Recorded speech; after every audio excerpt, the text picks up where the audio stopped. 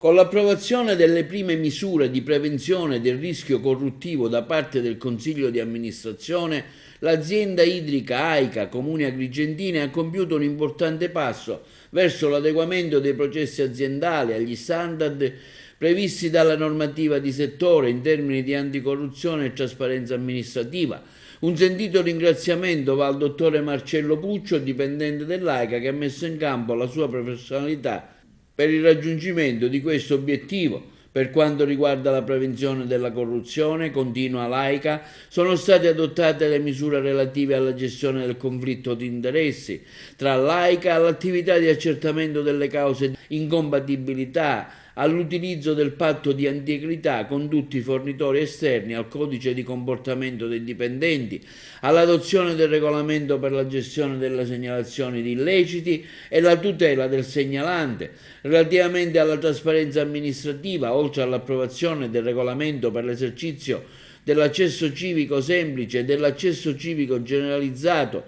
e di quello ai documenti amministrativi ai sensi della legge, è stato approvato un documento contenente le linee guida inerenti alle attività di pubblicazione dei dati dei documenti tramite il portale Società Trasparente nel sito internet della stessa azienda idrica agrigentina AICA. Per i consiglieri Sapia e Russello, afferma il presidente del Consiglio di amministrazione Cantone, si tratta del primo importante passo verso la realizzazione della struttura interna di prevenzione della corruzione e trasparenza amministrativa, quale imprescindibile strumento per il perseguimento di una virtuosa gestione della risorsa pubblica. L'acqua è un bene comune. Per il CDA di AICA non è uno slogan, ma un obiettivo che perseguiamo ogni giorno.